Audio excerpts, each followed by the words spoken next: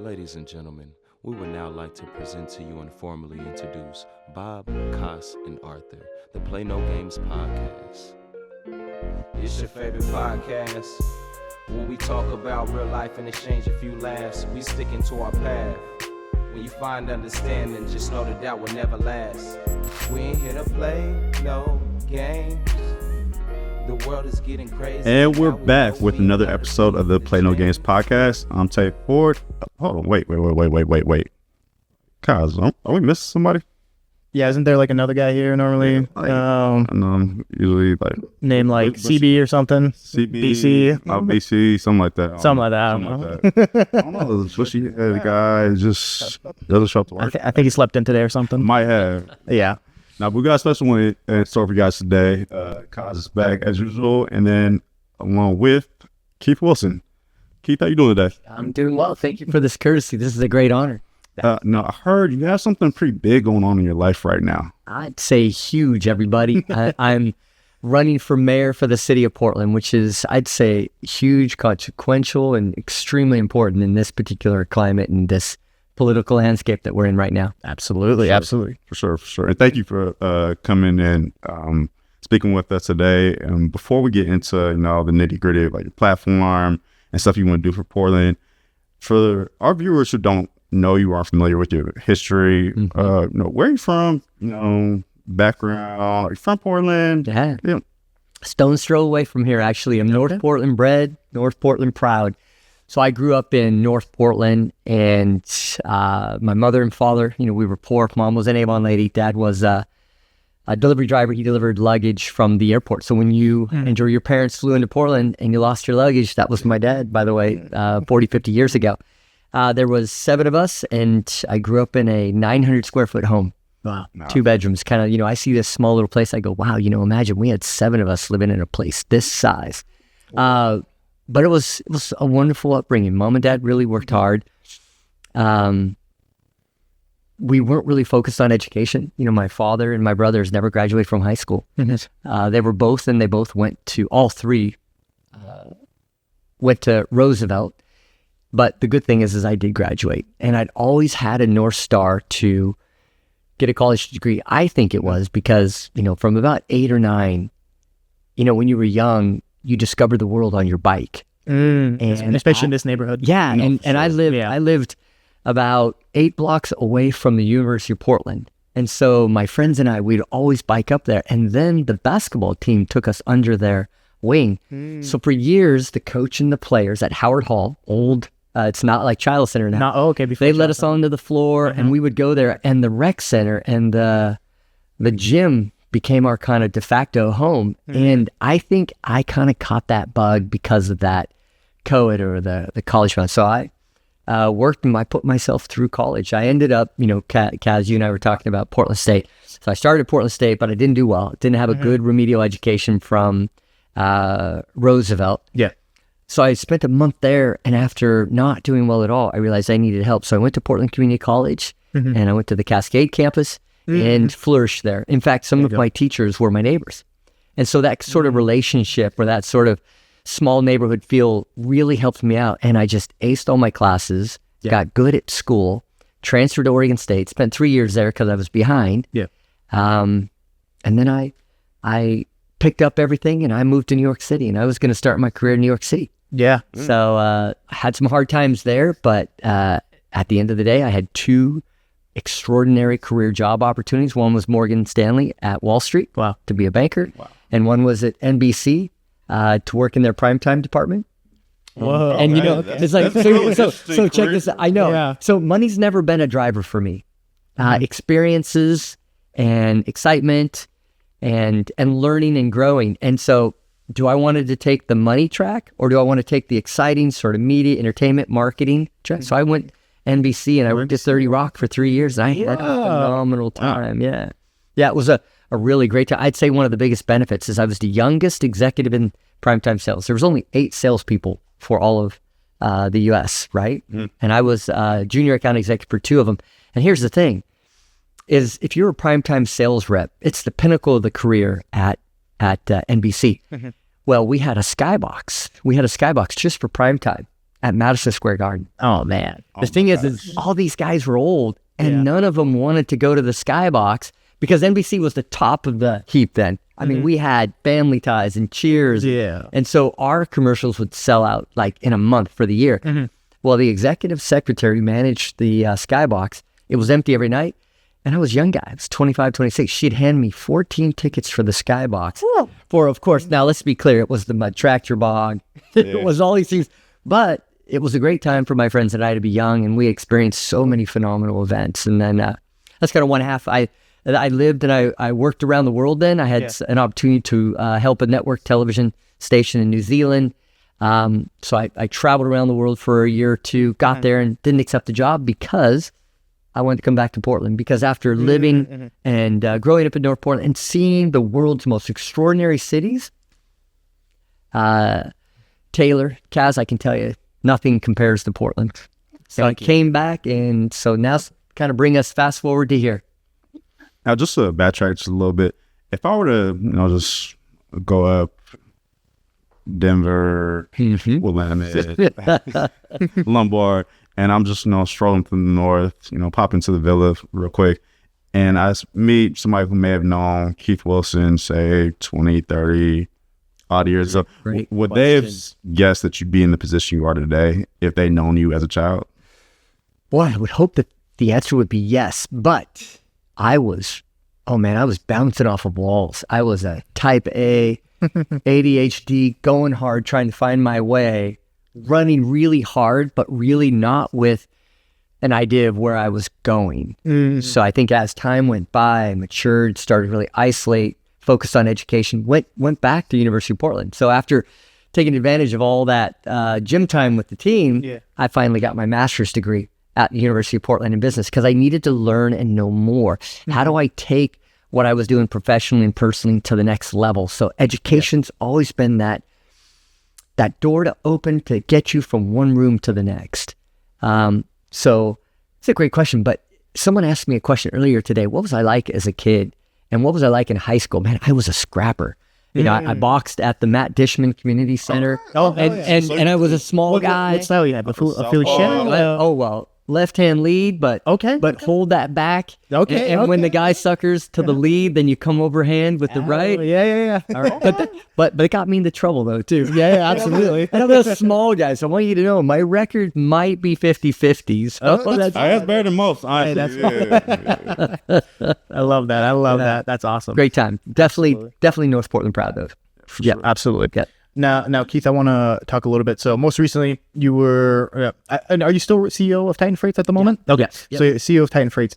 How would you say your experience overseeing a company, at that level, and your previous experiences in business kind of translates to your goal of eventually overseeing the city? Yeah.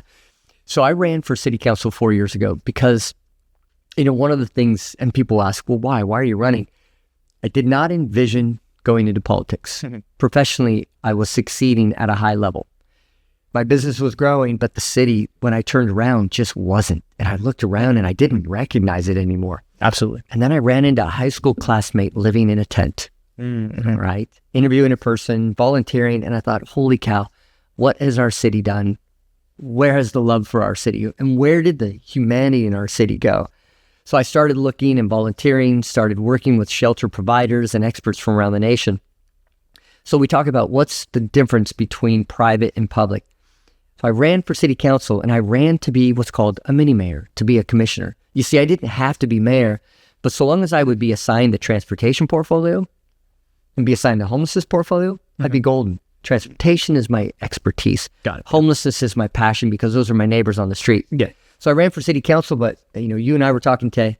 COVID shortcutted that, right? And it was right in the middle of the campaign, so I had to step back from the campaign and save my business. It overnight just cratered. Absolutely. So I had to care for my business. I had to care for my family, which isn't my physical family, but also my professional family. I had to take care of them. And we stabilized that. Well, then we changed our form of government. And now we have a council form of government with the mayor as the CEO of the city. So if I were to run for council, I'd be a legislator, but I wouldn't be an operations type focus. I would just be a lawmaker, but without any ability to chart the course of the city operationally to make sure that we're going to care for our community. So the only job that really was going to afford me the opportunity to take my vision to end unsheltered homelessness and to restore public safety, to revitalize, had to be an operationally based focus. So essentially, I'm running to be the mayor of our city, but with the goal of really focused like a CEO. Yeah. I'm in charge of the enterprise, the entire operation. My job is efficiencies. My job is to take the laws and the policies and to implement them as they're written without my goals or my dreams, but it's just not my dreams, but without my ideas or without my flavor on what they should. It's a law. It's a policy. And, you know, what makes me uniquely qualified, that's a great question. What makes me uniquely qualified to move from private to public is as you look at my business, we have the lowest workforce injury rate in the state of Oregon. There's not a safer company when it comes to transportation. That's not because we take shortcuts. Far from it. It's not because we don't pay our staff well. Far from it. It's because we have clear policies. And we let people flourish in our business. But when they go outside of the policy, we just simply train them and bring them back. We never go outside of the policies. And because everybody knows where they stand and our business has a high degree of trust, Yes. now let's apply that to the city. We have a no camping ban. Yet look at the tents that we see on our city. Yeah. We have a situation where our DMV rules state that if you have an unregistered vehicle or it's uninsured, it's to be towed. But because we don't have enough shelter, we allow unregistered vehicles and cars and boats and campers to sit on the side of the road and impact our livability for the entire community. Yeah, exactly. Yeah, it's a Do you see now we have a mayor and city council that have policies, but they're letting people live outside those policies. Yeah. And we have a city in chaos because nobody knows where they stand. Exactly. So one of the things I developed and I recognized for us to right-size our city, for us to get right back on a path where everybody has a chance to flourish, to survive and thrive, is we have to reestablish those policies. But to do it, it means we can't let people suffer and die on the streets. So my job is next year is we're going to set up a network of nighttime shelters. We're going to care for everybody in our community. And at that same time, we're going to enforce our policies, our codes. Think about that as a CEO, just simply enforcing our codes so everybody knows where they stand. But isn't it nice to know that by doing so, you're not letting your neighbors live and die on the street? For sure. Yeah. Now, I just have one more question. Yeah, go for it. In this block here, how much would you say you being a homegrown Portlandian helps inform your ability to run for mayor? It's a great question. So let's tackle that two ways. I'm going to go backwards. Let's talk CEO. Okay. This is a blocking and tackling thing going on in Portland. It's policies, it's resources, it's implementation, it's systems, it's all that's CEO. Anybody can do that. You can go and get a degree for that. The other part is the DNA. You see, these are my family members on the street. My brother suffers from addiction, both drug and alcoholism. He has mental illness. He has bipolar. He was homeless. So you see, this is personal to me. My family and I have the means, so I have him housed and I'm caring for him. So I'm his trustee. But I can do that. Most people in Portland don't have the means. So I know how to set up shelters. My job is to scale this citywide to care for everybody. Now that means it's personal. But like I said, I ran into high school classmates in tents. I grew up with these folks. I live and I see who they are. I volunteer. This is personal to me. So I think I'm in a unique position where I know how to run a complex operation and I know how to run it at a high standard. And I've, at my professional career, we received 2 National Innovator of the Year awards. I mean, we are the top performing operations as far as transportation. That applies over, but the personal side matters because it means it's a no quit. I will not give up. It's a 7-day-a-week job because I'm not going to let my neighbors live and die on the street. Absolutely. That's a great question. For sure. Yep, for sure. Ad time? Yeah, thanks. About time. There we go. We'll be right back after the short ad. Do you have an event coming up? A project that would be elevated by crisp visuals and clear audio? Look no further than the Backseat Critic Productions. Our email is bc.productions.pdx@gmail.com. Find us on Instagram at bc.productions.pdx. Back with Keith Lee. Well, Keith Wilson. Why I say Keith Lee? Sorry, he's a That's my middle name. Oh, really? Oh my God. No, I was kidding. That's crazy. We talk about Keith Lee a lot on the show. He's like a food reviewer. We'll probably cut this out. Anyways. Oh, okay. 3, 2. I mean, that's We'll see if we keep it or not. But we're back with Keith Wilson. Awesome, Keith. Thank you so much. I wanted to go back a little bit on homelessness. You mentioned it a little bit, but that is one of the issues I feel like you're really honing in on within this campaign. So you say that you want to end homelessness within the first year of your election period. And that's, I'm glad you said that, Kaz, because people misunderstand a lot. It's end unsheltered homelessness. Unsheltered. I like to make sure everybody, unsheltered homelessness are those that are living on the street in tents or in a shopkeeper's corridor or a boat. But I'm glad you mentioned that because a lot of people think that I'm saying we're going to end homelessness. Yes. No, that is so that's the slogan that's going to get out there. Yeah. Yeah, a lot of people. But I always tell people that before you can even try and end homelessness, you must end unsheltered homelessness first. And people try and end homelessness, and then they end up like Portland. you're wild. 6 years ago. Well, you used to not have a real homeless problem here. Yeah, we used to in the 80s and 90s. Yeah. No, 6 years ago, our politicians said that we're going to close convert all of our nighttime shelters and try and do something's called housing first. We're going to build our way out of homelessness. And it sounds great. We had 1,700 people living on the street 7 years ago. We have 5,398 today. My goodness. You see, they focused on housing everybody, but they forgot about the humanity on the street. And so we lost our focus. We lost our focus on caring for people. So all I'm doing is focusing on what I've learned from around the nation, that cities like Boston with 119 people living on the street, and Philadelphia has 788 people living on the street in a city twice the size that we are. Yeah, and they have big drug problems. They do, and affordability issues. In Boston, they have affordability issues. So I keep saying people quit making excuses. Now, what do they know that we don't? And so by working with those city leaders and federal officials, they rely on a network of nighttime emergency shelters. We closed all of ours because of politics. Got it. It's all good. So we know where the problems, we know the root cause. So we're going to open them up back next year. Now, the cool thing is I've been opening shelters and operating them in an ad hoc fashion. So I've been opening nighttime shelters as I can get funding. They'll close again, and I'll open day shelters. But what I found out is by a nighttime shelter, we have the cost at $19 per person per night. A Safe Rest Village, which is what we are starting to invest in, is $189 per person. So we can care for somebody tonight, provide safety and security, shelter and sleep so someone's rested and ready for the next day for a tenth of what the city's doing it for. A Safe Rest Village takes about a year to set up. A nighttime shelter, 90 days. So we're going to set up a network of nighttime shelters to end unsheltered homelessness next year. And we'll do it for a tenth the cost the city's doing it for right now. And then we'll really get back to helping those persons with their needs to get them right back into society, whether it's workforce, whether it's behavioral health or addiction. It doesn't matter. We'll find out what they need and then start repairing that. And then, of course, the goal is housing first. Eventually, we need them and want them in housing. That's the goal. We don't want to leave people in shelter. It's called emergency shelter for a reason. It's disaster recovery.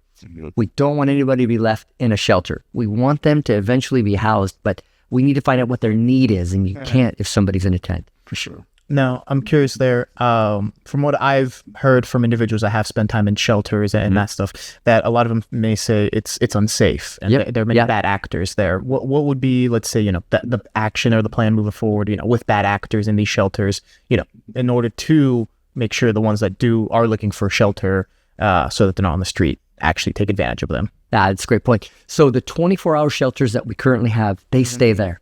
The Safe Rest Villages, the temporary alternative shelters, everything we have stays in place. Now, all a temporary nighttime shelter is, it's a church, it's a community center where you're welcoming people in, and there's mats. And you'd be surprised, if you're working the next day, just having a place to sleep helps you keep your job. But you were talking about the safety. You're right. We have two types. One's low barrier, and it's open throughout the course of the night. You're going to have security there. You're going to have clinicians because we have a huge epidemic with behavioral health and addiction. Yes. So you have to have those shelters supported. but it's much safer than living on the street and having a woman in a tent, perhaps being raped at night, and in some cases multiple times. If you talk to officers, the things that are happening to people on the street with theft, person-on-person crime, rape, and those things, that's horrible. Now, the cool thing about the shelters is we have another type called, it's still low barrier, so all are welcome, addictions, pets, you name it. But we close the door at 11 p.m. because that's somebody who's moving up. Like you started an emergency, you might have an addiction, or it might be time to recover. And once you want a more calm environment, you go to, we call it a medium shelter, but it closes at 11 p.m. and it's primarily safe sleep. It's calm and it's good. So let's say somebody comes into our medium shelter, which we had one last year and we're opening on November 3rd. If you're actively in your meth psychosis, you can't come in. Got it. But we ride share you or whatever we can over to the low barrier where it has clinicians and security, high levels. Now they all close at 7 a.m. A lot of people are going to work the next day. They don't need the services of a 24-hour shelter. And that's where my day shelters come in. A day shelter is somebody who has behavioral health addiction, who needs workforce development, financial literacy. Think about a foster care kiddo who just aged out. Do we want them to end up on the street and then eventually end up in prison? Because that's what happens. So by providing nighttime care for a foster care kiddo who comes in, care for them at night, because they're 18 or 19, but the next day they've never filled out a checkbook.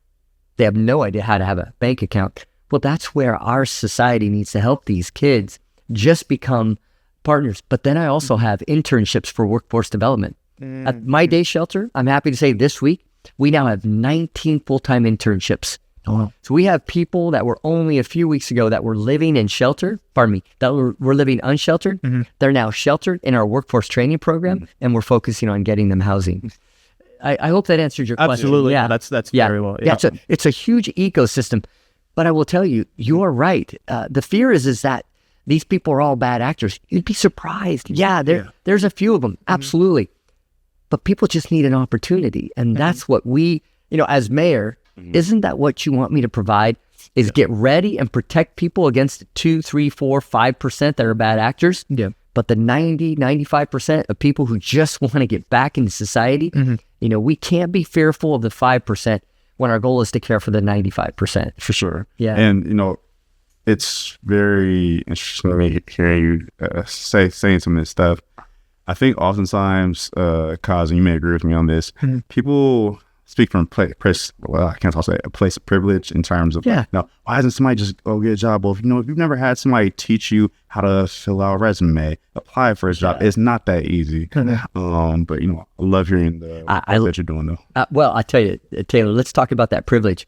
So I have 10 national leaders on my team. So President Obama's Assistant Secretary to Reduce Homelessness is on my team. I have mayors from around the nation. I have county directors who've ended unsheltered homelessness on my team.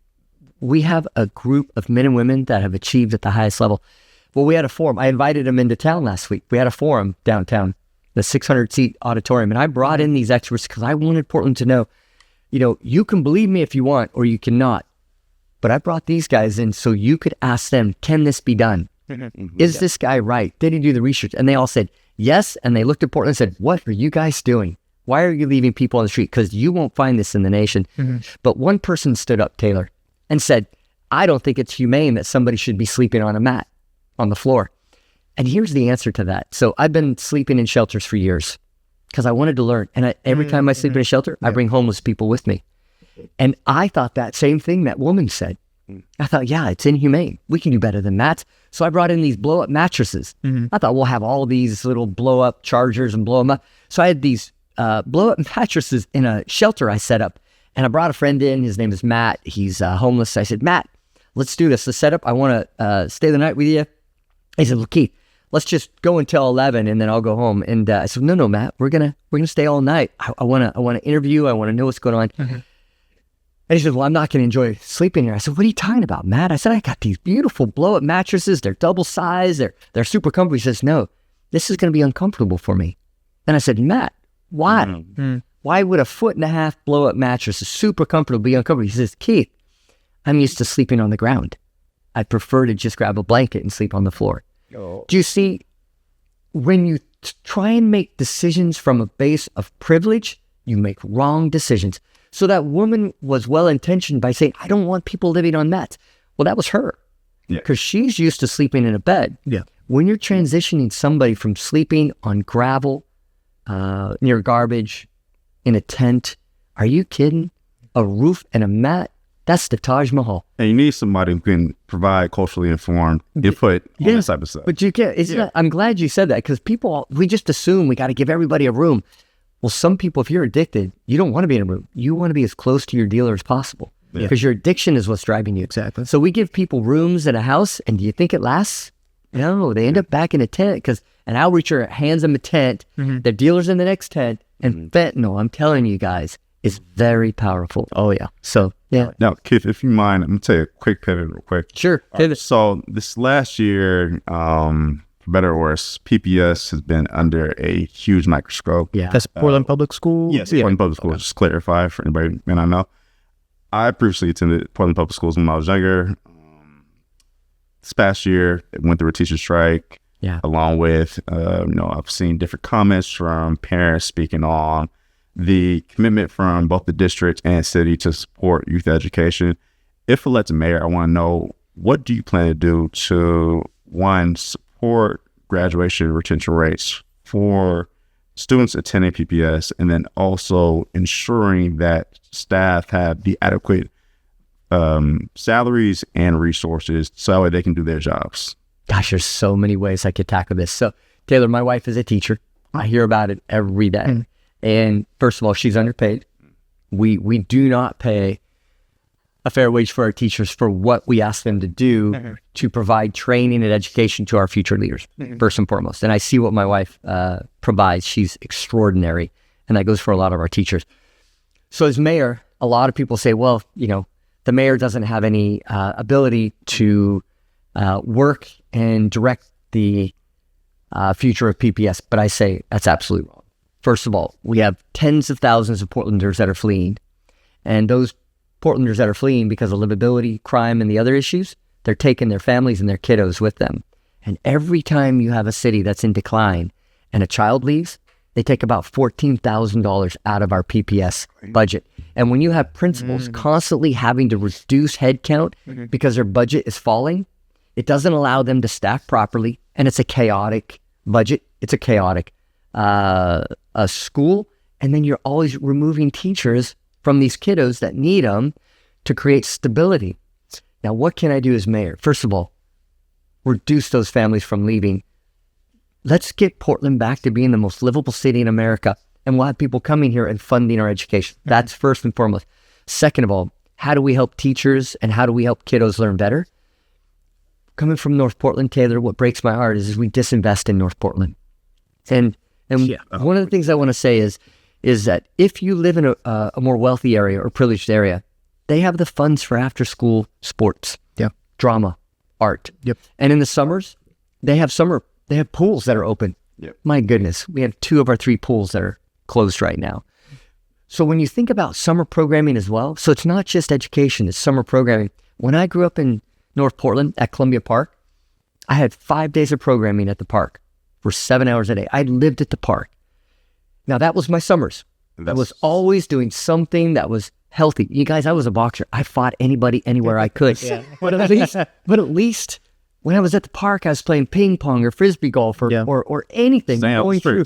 Exactly. I could have easily have been one of the. I mean, I have so many friends that are dead because of drug deals, gunfights, and things like that. But I was never pulled into that because I was always busy. Think about after school now, sports. I did every sport I could, but I didn't pay a dime. My parents didn't pay a dime. Now we're in a pay-to-play environment. And who gets affected the most? The kid. David Douglas, Roosevelt, Jefferson. And then we talk about gun violence. I keep saying the lowest cost effort to address gun violence is after-school care and summer care. Get those kids doing something other than what they would be doing on their own. We had 50 gunshots at Columbia Park last Monday. Are you kidding me? I grew up at Columbia Park. My cousin lives across the street. One of my field directors for my campaign lives a block away, and he was just at the park 45 minutes earlier with his kid. 50 gunshots. So I would say as mayor, yeah, Portland Public Schools is going to be a huge anchor of an issue, and I'm going to be a part of that. If they want me, I'll do my level best from a cheerleader, from an inspiration, but we got to fund not just our public school, we need to fund our after school and parks programs as well. It's all important. Absolutely. And then I have one additional question as well. Another slight pivot.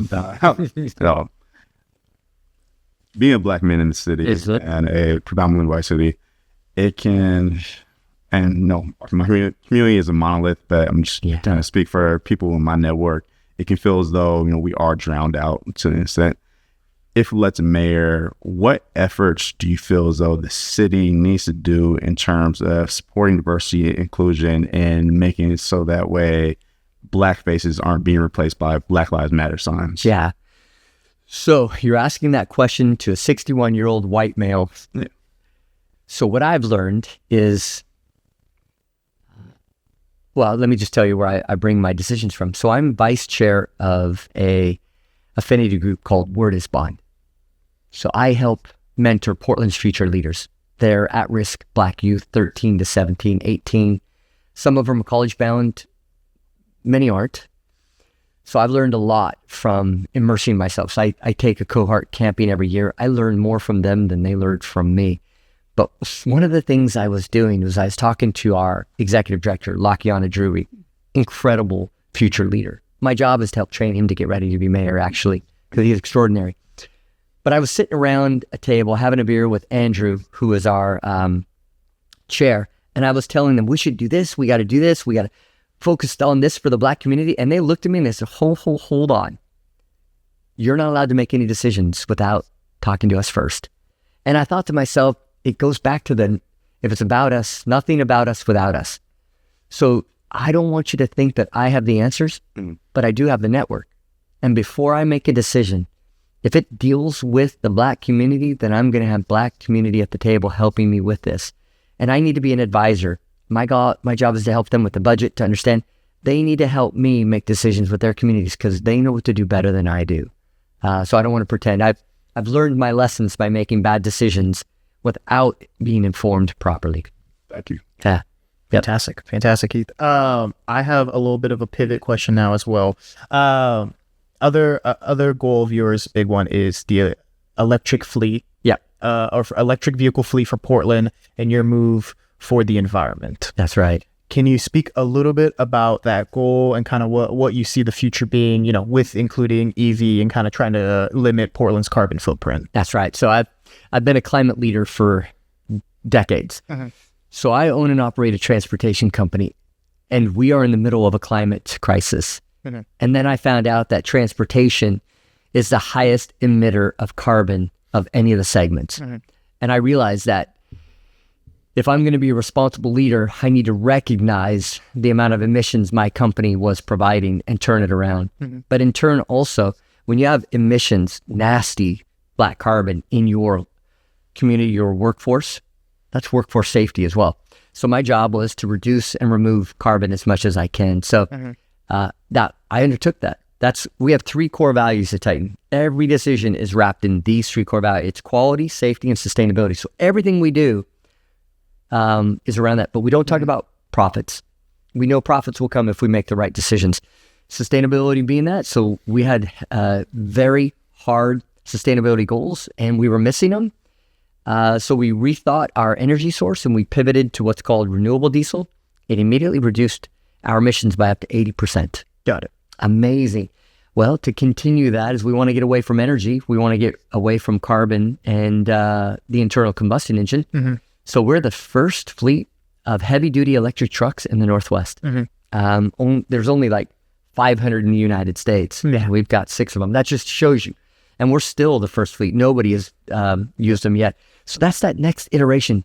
Not do we don't want to just reduce emissions 80%. We want to get it to 0. And heavy-duty electric trucks are allowing us to do tailpipe 0. We know electricity is going more and more towards renewables, so we will get to that 0. And it's extraordinary because the more you invest in green technology, the more profitable your business becomes, because electricity is at about 30% the cost of diesel right now. So you see, we're winning and we're lowering emissions, and we're earning profit. I tell my competitors, you got to get going or else I'm going to eat your lunch. So I encourage them like, hey, you guys, I don't want to win this game based on harming our environment. This is a game I want you all to participate in. And then I share all the data with them, the return on investment and so on. So I've really driven, and now as mayor, I want to make this point. We have arguably one of the lowest carbon footprint carriers in the nation. Now as mayor, I want us to be the city with the lowest carbon footprint city in the nation, to become the model for other cities to come to Portland and say, how did they do it? And then you look at the Portland Clean Energy Fund, that helps supercharge environmental and emissions reduction. Yeah, we have everything we need in this city. Now, I'm curious, do you think Portland has the energy grid to be able to sustain that? Because a city like LA right now, they have, there are days where people who own EV vehicles can't charge their car because they're limited on electricity and the power of the city. Yeah. Do you think Portland is able to sustain, let's say, moving to an electric fleet for state vehicles or something like that? That's a great question, because that gets to the point, well, we don't have the grid today, but will we have the grid tomorrow? So here's what we're doing at Titan. We recognize that. So we're adding a 1 gigawatt battery on our facility. Okay. So we'll be able to charge the battery off of the grid when the grid has excess energy. Because remember, electricity is a perishable. You either use it or you lose it. Yes. It's not like a fluid where you just put it in a tank. So what we want to do is we're setting up solar and wind at our facility. We're going to have a battery. And when we're not using it, we're just charging the battery. Got it. Now, when we're charging our trucks at night, it draws from the battery. We're going to go after the lowest cost energy, but more importantly, storing a 1 gigawatt battery. And we want PGE to control it. So let's say the grid goes down. You see, we've created a microgrid. 1 gigawatt. I'm telling you, it's an awful lot of energy storage. Now, imagine if we can get 100 of these businesses with 1 gigawatt storage in batteries on facilities. Now, PG gets to use that, and we're carrying it from solar during the day, the batteries use at night. You see, it's not about the grid.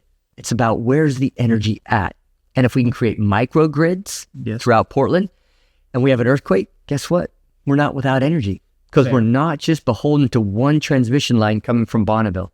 Got it. It's about rethinking energy distribution and making sure that Portland is resilient. If we have an earthquake or fire in one quadrant of the city and it happens to be our main transmission line, well, no big deal. PGE just will access into those 1 gigawatt batteries that are stored around the city. It's kind of rethinking how we use energy and how we store it as well. Yeah, and I think that's a great point. My last question or portion of this would be, all right, moving towards batteries makes sense, especially if you want to distribute energy in a different way. And then, these batteries within these vehicles. Now, these batteries do have an expiration date. They eventually no longer hold energy. That lithium, you do have to recycle it and get rid of it. And that can now have its own carbon footprint, how it's created, how it's recycled, everything like that. How do you feel about that and responsibly recycling lithium and those batteries when the time comes? So I'll tell you right now, these are great questions. I've never had these the entire camp. I love this. So let's talk about lithium. I'm a car guy, so I'm a big internal combustion guy. You really know the stuff. Do you guys know what Moore's Law is? Moore's Law. Moore's Law is about Intel. So Mr. Moore, he knew that transistor speed would double every 18 months. Okay. Extraordinary. Oh, think of that. You know where I'm going with this? Yeah. So we're using lithium right now, but we know solid state is 5 years away. Okay. Solid state is half the size, half the cost, holds twice the energy, and lithium will start to be reduced. We're assuming we're going to be using lithium. Now we're moving to solid state. Battery technology is moving so fast. My 1 gigawatt storage at Titan isn't going to be lithium at all. It's water conducted. Through the electrons and the electrodes. Got it. And it sits in an ocean container, a 20-foot ocean container, and it's a massive battery that has a tremendous amount of capacity. Do you see it? The technology is moving so fast. You are right. We are limited by lithium right now. Absolutely, because of cobalt and all the other rare metals. We're limited. But we have so many smart people in the U.S. working on the next iteration of battery storage. I would be surprised in a decade or maybe 2 decades if we're only talking about lithium. We're going to be talking about solid state, smaller, denser, faster charging batteries, right? Yeah. So just, I'd say, hold on. Okay, it's coming. I guarantee. Just don't make it. me drive an EV. That's all I ask. I won't make you drive it. You don't have to drive an EV. We're gonna have you in a drone in 5 years. No, I hope not. Drone is crazy. I hope not. But actually, how would we power the drone? We'll figure it out. Hydrogen. How's that? Hydrogen. That works. I like hydrogen. No, Toyota's doing hydrogen stuff right now. Yeah. But I have one more question for this block, and then we'll have Tay wrap up the block. Yeah. Okay. This is more of a fun one. Let's go. High-speed rail. Yeah. I saw your campaign. I saw, I was on their website, and I was like, I'm a big train guy. Yeah. Coming from Europe, Yep. I take the train as whenever I travel, Europe, Japan, all that. I try to do it here, man. I take the Amtrak up to Seattle when I can. It's frustrating, isn't it? It's about as much as driving. It's a little longer. You can make the case with traffic. It's the same, whatever. I love that you're pushing for high-speed rail. Yeah. Is it possible? Oh, absolutely. It's not possible. It's a matter of when. Do you think so? So, yeah, I lived in Europe. And one of the things that I noticed was, my gosh, I never needed a car. Like, I lived in New York City for a long time. I wouldn't dream of having a car in New York City. No. Lived in London for a while. Wouldn't dream of having a car because of the transit system. And then as I traveled through Europe, I had a Eurail pass. Yeah. My buddies come over here from Europe, and they do what's called an airplane pass. It's the same thing, but you got to take a plane. There's no high-speed rail throughout our nation. No. So about 6 or 7 years ago, I just really started immersing myself in high-speed rail. Now I'm an executive board member for the U.S. High-Speed Rail Coalition. I work with Secretary LaHood. So Secretary LaHood was the transportation secretary for President Obama. So he works and partners with me. In fact, Secretary LaHood and Representative DeFazio have been helping me in Oregon, working with our Oregon legislature. But the really good news is that we passed a critical bill 3 years ago called the IIJA, the Infrastructure and Investment in Jobs Act. It's $1 trillion. And we carved away $10 billion for high-speed rail. And then the Cascadia high-speed rail line, which goes from Portland to Seattle to Vancouver, is the third highest priority for Secretary Buttigieg. So what's more is that now they have a 9-to-1 match. So for every dollar Oregon puts forward, the federal government will match $9. Oh, weird. Got it. Right? So that's what's great. So I wrote a bill in the last session, House Bill 2691, to get in line to begin the funding. The Republicans walked out. So it didn't get a hearing. No big deal. Yes. But Senator Gorsuch, who is the chair of the Transportation Committee, Metro President Peterson, and I are working on a bill for the next session. They're writing it right now. I'll help promote and advocate for it. I'm confident that we'll put some money into it and get the 9-to-1 match. We're going to begin planning that high-speed rail. Now it's 20 years away. Absolutely. Yeah. So I will tell you. It takes forever. But I will tell you, it'll always be 20 years away until we start the planning. Yeah. So I believe that the legislature is excited for this. The money's there. Secretary Buttigieg is excited for this. And we're in the third highest priority. And I think we're going to start funding for high-speed rail at the planning. Okay. And then we'll be ready. But I think the U.S. is ready for this. But let me finish why they're going to be ready. Yeah. High-speed rail at 250 miles per hour from Portland to Seattle means you're there in an hour.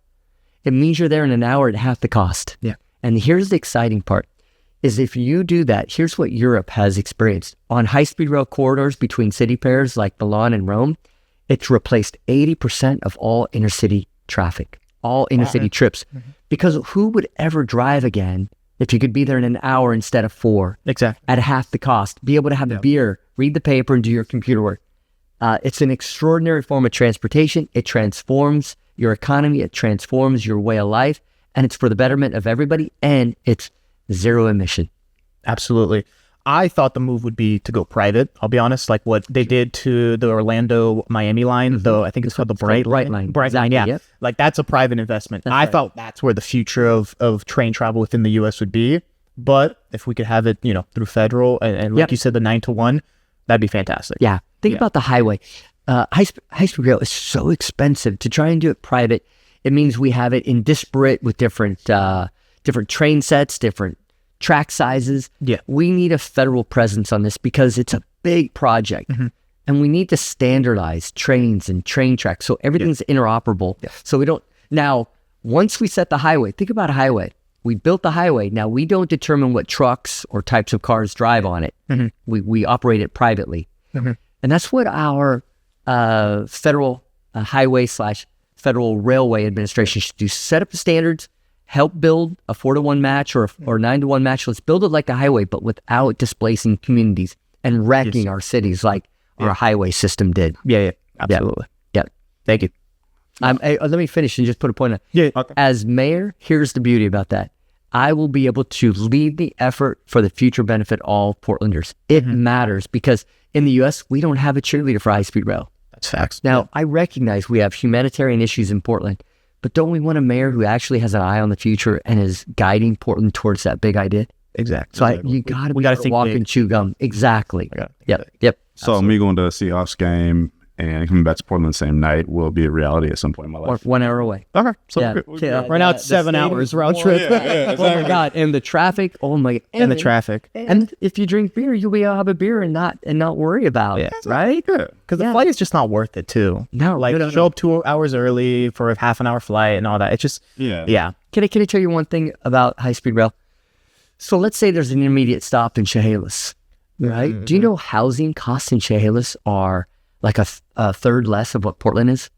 So imagine if you could commute to Chehalis Exactly. and be there That's in what it- 15 minutes, but take advantage of the urban economic core of Portland. Exactly. You can earn an incredible living by working in Portland, but living in Chehalis. That's what Londoners do. No one lives in London. It adds affordability and it allows for your entire region to benefit from the economic core instead of living in a car an hour and a half to Chehalis or whatever, going through the now or Salem.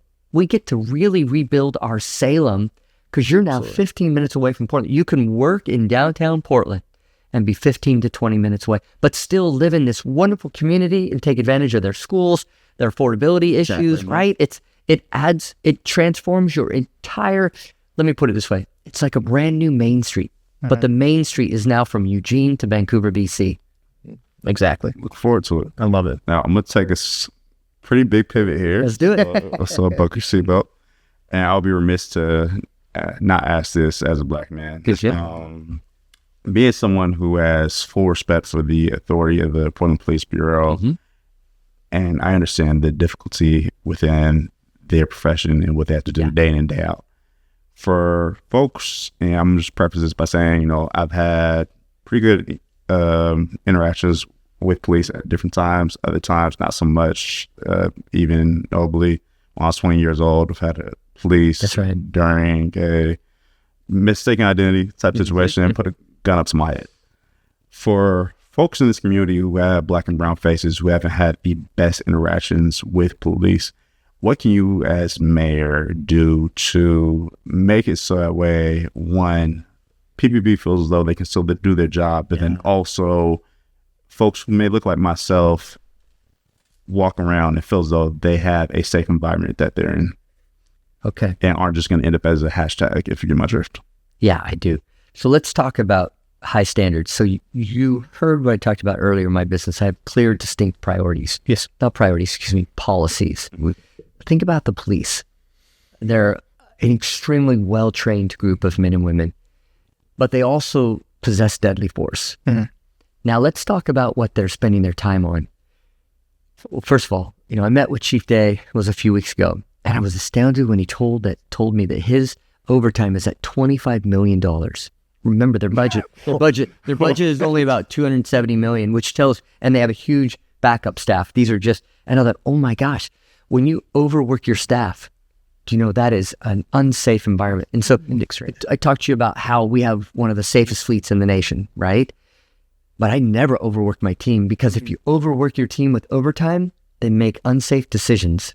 Now, I'm not saying that PPBs make unsafe decisions. I'm just saying the propensity is higher when you have a tired workforce. So then you go back, well, what are they spending their time on? I'll get back to your bias question. Yeah. So I go back to what are they spending their time on? 50% of the arrests in any given year are of the unsheltered. Our unsheltered population is 1% of our population. Do you see the disparate group there? 50% of our arrests are for 1% of our population. So our Portland police officers are spending half their time arresting the wrong people. The cool thing is end unsheltered homelessness. And if people are living in shelter, their arrest rate is only 2%. So you go from 50% of the time your officers are spending on arrests to 2%. They get rested and ready now. Now, let's talk about community policing. We've removed community policing completely. We've closed our property crime division. We've reduced the men and women in our traffic division. Graffiti and illegal dumping, it's just, we don't investigate any of that stuff because we're overwhelmed. So when they do have an interaction, because they're tired and they're going to have an interaction with a black person, systemic bias kicks in. You're tired, something's is said, it's going to set you off. It's just not conducive to community policing. We've got to get back to community policing. Ending unsheltered homelessness allows us to reduce the burden on an overloaded public safety system, which allows somebody who's going to have an interaction with a black person. Yes, I recognize there's bias, but when you're rested and ready, you're less to be triggered. And I know what you mean. And Taylor, I know it's a very serious conversation. The point is we need a high-performing, high-standards police force that's well-rested and ready to go. As your mayor, I'm going to end unsheltered homelessness. We're going to make sure that our officers, if they're arresting anybody, it's the right people. That's not tied to bias, that there's something that occurred that if they have to arrest somebody. But then I have to make sure that they're being held account to high standards. I carry myself in high standards. I have high expectations from my team. When there's a policy infraction, I train them.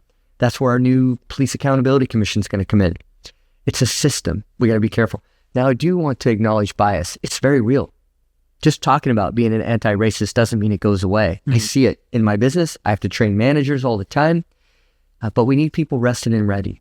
And, as a 20-year-old, when I was growing up in North Portland, I was fighting a lot. I was out of control. And if I were a black person, I think my outcome would have been different. If I were a black person, was the way I ran. I got stopped all the time. I knew the police officers in North Portland. That's the first thing. I knew I was on a first name basis with the police officers in North Portland, but they looked out for me. We've lost community policing. Do you know, Taylor, do you know any officers that you are working in this neighborhood right now? Do you know the names of them? Growing up, I did. Now, not so much. Do you see my point there? Community policing, it means police officers are our neighbors. They don't have to live in the neighborhood, but they're working in our neighborhoods. They know us and they're looking out for us. It's a team-focused approach. It's a neighbor-focused. Right now, we've lost that because, and I know that we've lost it because 10 years ago, if you called for a police officer in your worst time of need, they were there in 6 minutes. Today, a priority one call is they arrive or respond in 24 minutes. They're overwhelmed. They're frustrated. So we need to take the burden off of them, make sure that they're responding to calls, making sure that we're not just arresting the unsheltered, and get back to community policing and high standards. And I'm not saying they have high standards. They're extraordinary. They just want to do a good job. But because we're not blocking and tackling in the town, they're arresting the wrong people. So let's fix the biggest problem, which is unsheltered homelessness, reduce the burden on them, revitalize our community, and then we'll be able to attract the best police officers from around the nation because we once were the most livable city. People want to come back to Portland. They want Portland to be fixed. So let's fix it. Sure. That's it. Ad break. Yeah. Break here. So we'll be right back, folks. Stay tuned.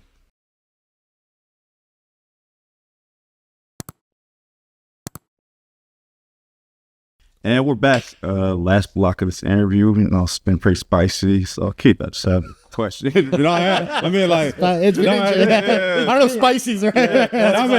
It's big issues. It's been like big issues. Yeah. Like it is big consequential issues. Yeah, like I know some people, they may be like, "What's this guy talking about? Like, helping the homeless. Like, I'm tired of these people living on the streets."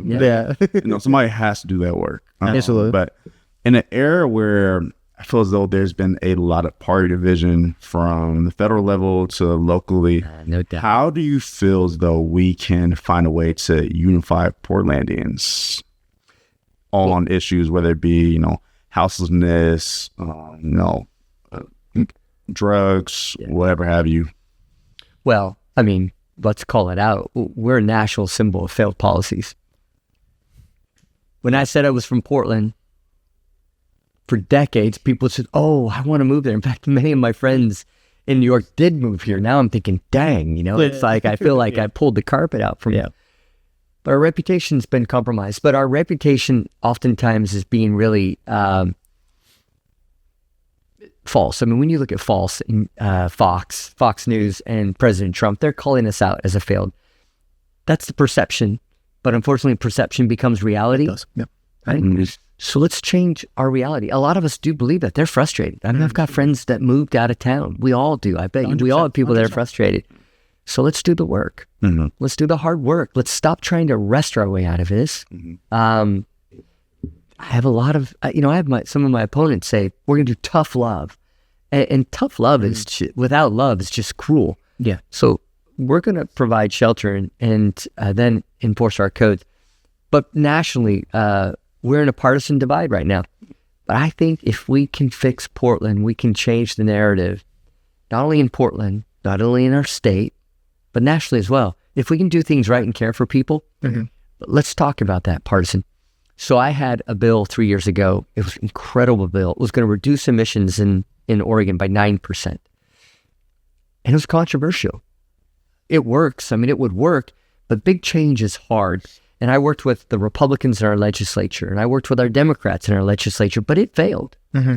But then in that failure, listening and collaborating, we realized, oh my gosh, there is one way we could really reduce emissions. And so my Republican legislators and the Democrats, we all started working together. And last year we passed an emissions reduction bill with bipartisan support. Every Republican and every Democrat supported it because we worked together.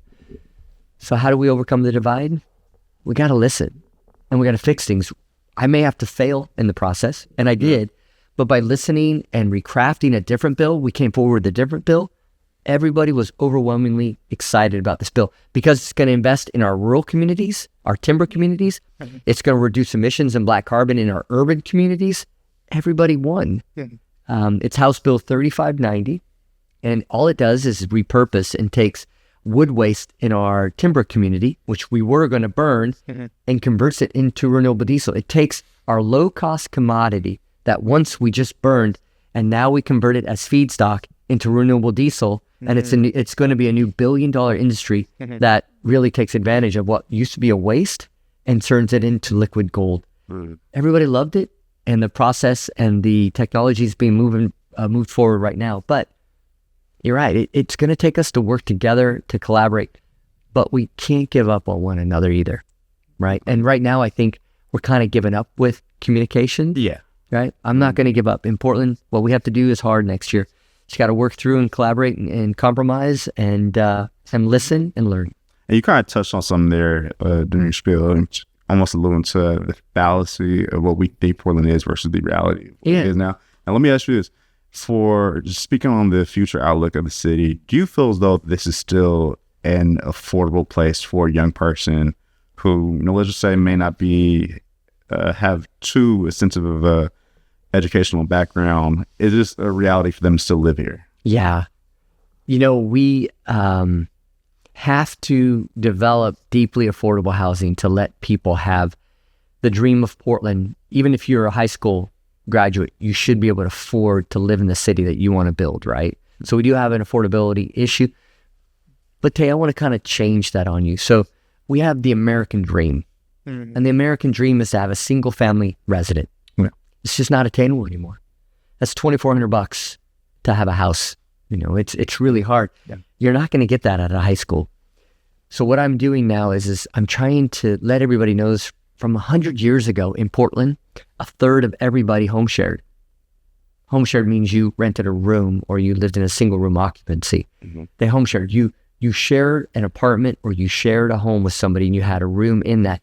And so I'm promoting that right now. And so I've got a credit that I'll be asking our counselors to agree to provide any homeowner who has an extra room to become a home share host. We'll give you $3,000 up front. You create an extra room in Portland for somebody who's a high school classmate who's earning minimum wage, because that room is going to go for about $700 now. Now that's going to open up so much possibility for a young person to start their career in Portland. When I lived in New York City, I lived in what was called a single room occupancy. It was a room, it was 6x8. I was looking at a photo a couple of days. It was 6x8. I shared a kitchen and I shared a bathroom. Now, we need to provide these starter facilities, or somebody who's retiring in our town, living on a fixed income. They built this city and they can't afford the city anymore. We need many more opportunities for people to not only start their career here, but end their career here. So you are right. We are unaffordable, but it's only because we're not being creative with our housing stock. We have 190,000 empty rooms in Portland. 190,000 empty rooms. Just 1% of those is 1,900 units. So let's create a credit program that allows a homeowner or a retiree who is struggling to pay their property taxes to open up a room and help an elderly person house share with another elderly person and create a matchmaking focus. It's changing perspectives.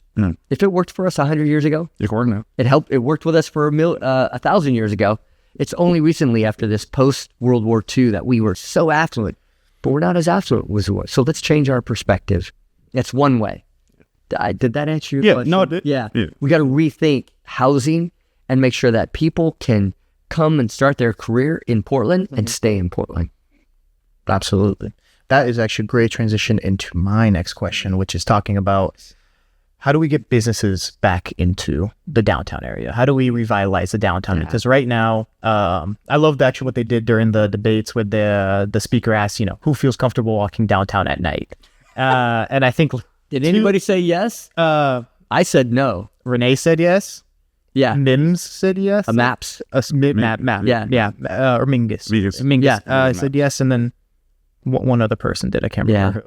But I remember you said no. I said no. No? Yeah. I don't feel comfortable walking at night in downtown, but kind of what is your vision for what downtown can be, especially versus what it was just 10 years ago? Yeah, that was frustrating because they're assuming it's better than last year. But you and I are comparing our downtown to 10 years ago. Exactly. Right? It's perspective. And I'm thinking, absolutely not. When you walk down 12th Avenue after 10 o'clock at night, because we have no night, we have 200 day shelters during the day. Yeah. People have access, if you're on shelter, between 8 and 5. When those day shelters close, you go down to 12th Avenue at 10 o'clock at night. You'll see open drug use, open drug markets. You'll see danger. You'll see people fighting. You can see this. And I see this, and I work a lot downtown. It is not safe downtown. When I say is it safe downtown, it needs to be safe 24 hours a day, not just when somebody's down there having lunch at noon. Exactly. Right? 24 hours a day. It is not safe. How do we restore downtown? Well, first of all, we end unsheltered homelessness. You reduce the burden on our overloaded public safety system, and then we're able to start revitalizing our communities. And the solution's not complex. If we restore cleanliness and safety, we'll welcome a host of people back downtown. But let's look at our downtown right now. Just in one downtown neighborhood, we have 115 empty storefronts. Behind each storefront, even in the Pearl. Yes. Even in the Pearl. Before, and then I always tell people behind every empty storefront is a broken dream. Yeah, it's because people weren't walking through the doors.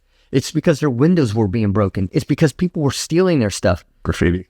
Yeah. People, officers do not show up anymore for property crime.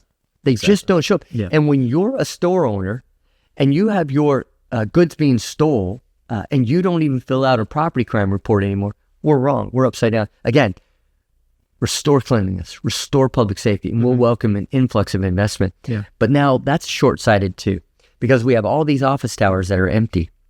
So there are cities that are offering credits to convert from offices to residential. We're not getting our office and our office workers back like we once did, which changed. Yeah.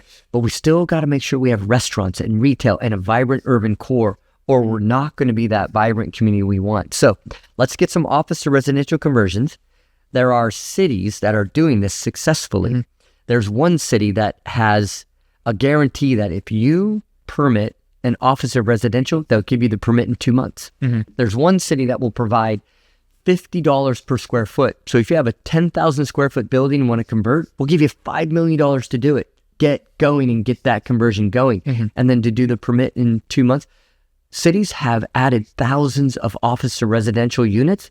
We've added 0. And we have some credits, but there's so many blinders on them. There's so many complex issues. But who's going to invest in our downtown if crime and you feel unsafe? Do you see what I mean? No, it kind of goes hand in hand. Do you really? So I'm thinking, okay, let's get some credits going, restore cleanliness and safety, get the blocking and tackling, get the unsheltered solved, get open drug use ended. Our officers are so overwhelmed, they don't stop when they see somebody doing. You should never let somebody do a deadly drug on the side of a corner. And I see it all too often downtown. Absolutely. I think it's a great idea, specifically because so many companies have moved to a work from home environment. Like mine example, or Tay as well. My company had a downtown office they sold it. And we just moved work from home because it saved them money. Yeah. So I think moving that towards residential living and bringing because what's the point of having businesses in downtown if no one's downtown anyways, because they don't work downtown anymore. Cause one other thing that could help, I think also, I'm sure you might be familiar with them, work share spaces. If those companies. Like WeWork. Yeah, exactly. If they can provide, be given some type of credit, because I've seen some of the rates can be sort of pricey, and I get why. Extremely. Yeah, so why people like are rent. I might as well just stay home at this point. But Exactly. if those rates are cheaper, then I might be more inclined to say, hey, Kosh, you want to go to this WeWork space up the street, grab a cup of coffee, we can bounce ideas. So we do both work in marketing. Yeah, exactly. Here's the thing. Let me just put a pin on this. So if the city says we don't have money or it's too difficult, the Biden administration just released $10 billion in grants for office to residential conversions. For like the city of Portland, for example, or just anybody Any major city. So long as you have developers that want to do it, these are grants.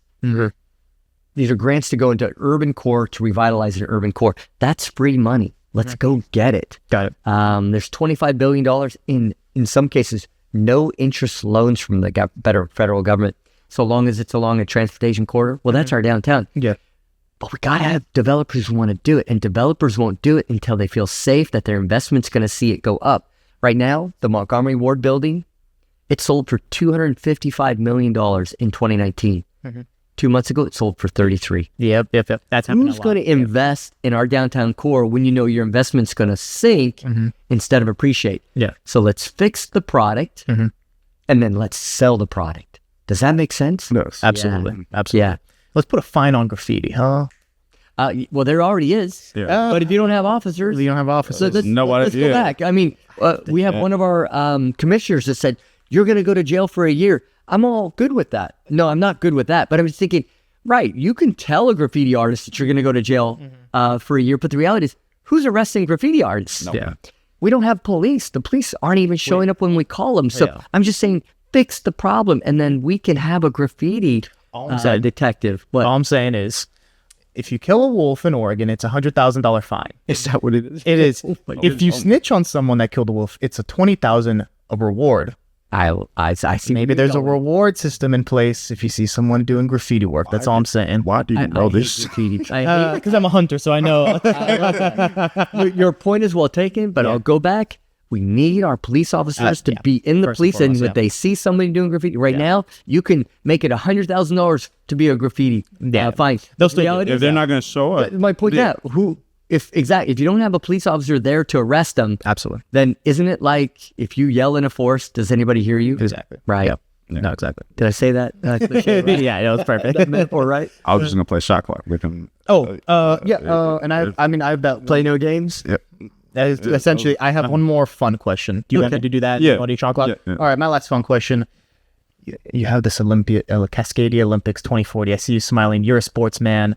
I want you to talk about that. But first off, can we please get another professional team in the city? And I know MLB PDX has signed the agreement Just got the WNBA. I know that's great. Well, let me turn it on you. So we do have a professional team. Okay. So what's the name of that team? For what, the turn WNBA? table on you guys. So the WNBA team. What should be easy? I like that. What is it? Rosebuds. Oh, I like that. It was the original NHL team in Portland. Love it. I thought the Roses, but is that too soft for a Roses, Rosebuds I like because it pays homage to an old NHL team we had in like the 1919. Oh, really? 1919, 1920, yeah. So they used to be the Rosebuds. I think it makes sense. There's a case to be made. It should be with a T because every team we have was with a T. Trailblazers, Timbers, Thorns. I like that a lot. So if I'm you going with that, kind of like the Pittsburgh. A little bit. So if you could think of something with a T, Oh, I love that. I don't know what else T related. You could. Okay. With the We're WNBA big, team, we but just call them the T's because we're a really big T town. Just kidding. there you go. The tree stumps. But please speak to me a little bit about like the Cascadia 2040 Olympics and why you think that is something we should look forward to in terms of So you're a marketing, right? Yeah. Okay, so that a lot of it has to do with marketing, but reality. So in the U.S., we do really big things for two reasons. You have to have a war, or you have to have a spectacle. Yep. The Olympics are a spectacle. Absolutely. Now, they're very expensive. So imagine if we could have an Olympics at the end of the high-speed rail construction period. Mm-hmm. Do you get where I'm going with this? Yep. If we set a spectacle as our goal to build the high-speed rail, because you couldn't do one without the other. Yeah. You want to be able to go from Portland to Seattle to go watch a track meet. Yes. Right. So you have to have high-speed rail because you'd want to have the first 3 city, Portland, Seattle, Vancouver, BC, and the first 2 country Olympics. Do you see it's called the Cascadia Olympics for a reason? Yep. Because we need the Cascadia high-speed rail to link it. And the only way we build big infrastructure projects is when we have a spectacle at the end of it. Yeah. So the Olympics are important to let you dream and go, you get this, but you got to have high-speed rail. Do you see how Seattle's still living off of their World's Fair. Exactly. So do you see how it's really designed from a marketing standpoint? Absolutely. If you want the Olympics, then let's get going on the high-speed rail because you cannot have the Cascadia Olympics unless you can get to a fencing match, a track meet. At Hayward Field. Hayward Field in an hour. Yep. Because that's how long it's going to take. If you're in Paris and you were in North Paris and you wanted to go to an event to In Nice or something. to a beach volleyball, Yeah. it took you an hour to get there on traffic. But since you were able to ride the tube or a train from Lyon, which was an hour and a half away, you could go into Paris, watch beach volleyball with the Eiffel Tower, and still be home for dinner in Lyon, which was 300 miles away. Yep. Do you see how that works? They are mutually independent. They're mutually dependent, not independent. So the Olympics are the anchor for the high-speed rail, which we must build. And we need those 2 things to work in concert. I love Dream big. I love it. We need bigger. We need to think big. Yeah, well, it may not happen, but shouldn't we be striving? And if we didn't get the Olympics, we'd still have high-speed rail. Even better. Even better. Keep the traffic. Let's go. Keep the Olympics. But I love it. I love it. Yeah. Okay, feel free. All right, sounds good. Keith, I'm just gonna play a quick game. Let's Probably go. be about 30 seconds. Something we do with every guest here. It's my own segment. It's called Shot Clock. So I'm gonna ask you some real rapid fire questions. You're gonna give me the first thing that comes into your head, okay? Okay. So I'm gonna give you a softball example just so you get a flow of how it goes. Favorite color, red or blue? Red. Right, so you know how to play. Yep. All right, so you've done this before. All right, so let me know when you're ready to go. Let's go. All right. Let's first start out real simple. You're from the north, Cathedral Park or Columbia Park? Columbia Park. Absolutely. Okay. Beavers or ducks? Beavers. I'm a beaver. All right. Trailblazers or Timbers? Trailblazers. Fair. 77, guys. Fair. Fair. You have somebody coming out from out of state, visiting Portland for the first time. They want to go to a nice dinner. Where are you recommending them? Portland Grill. You go up to the top of town and you see all the beauty out there with Mount Hood, the water. I mean, that is just, it's iconic. Beautiful, beautiful. Last question here, okay? In 2050, what is your goal, and what do you feel as though this city will be anything close to, our fond memories of Portland, like 1990? Yeah, that's a great question. In 2050, I am absolutely confident we'll be one of the most vibrant cities in the world. So what I'm doing with Ending Unsheltered Homelessness, I'm not doing this alone. I've been meeting with Chair Vega Peterson. I've been meeting with Metro President Peterson. I've been working with our city councilors, who I don't know who they are right now, but I've invited them to come and meet my national team. I've been working with our county commissioners, and I've been working with our Metro councilors. You see, if I end unsheltered homelessness, I don't want it to be for 4 years. I want it to be for 40 years. So I'm working with our future leaders right now to show them how we're going to do it so it's sustainable. The problem is we ended unsheltered homelessness in the 80s and 90s. Mayor Clark and his team did. But we got away from what our core values are. We got away from it. We were a national model for caring for our community, and we walked away from caring for people. So it's not about me, it's about training our future leaders, whether it's you, Cass, or with you, Taylor. I want you to know that if we do this together, our community is stronger and we can have the most vibrant community in 2050. But 2050 starts today. Listen, All right, man. I think we got it all done. there you go. I think we're going to wrap up here. Keith, if they want to vote for you, how's it happen? How's it work? Well, you've got your ballots. Okay. Awesome. Yep. Keith Wilson for mayor. If you want to learn more, if I haven't convinced you today, then go to the website, keithwilsonformayor.com, and learn about my overall comprehensive goals for Portland. You'll see it's the most extensive platform because I don't want people to vote for me unless you understand who I am. But then if you really want to understand homelessness and unsheltered homelessness, I founded a nonprofit called Shelter Portland, and you can go to the website, that's shelterportland.org, you'll see the national team. So if you are struggling to believe that I have the ability to do what I'm saying, it's not about me. It's about the team that I've created, the research that I've done, the roadmap that we've put together, and the executive experience to see that project through successfully. It's time for us all to believe, but we got to start with trust. So those are great resources, and let's go. Let's turn Portland around, guys. Wish you the best luck, man. Yeah, thank you. Luck. Well, thank you for coming once again. Pleasure, you guys. This has really been a great conversation, a great podcast.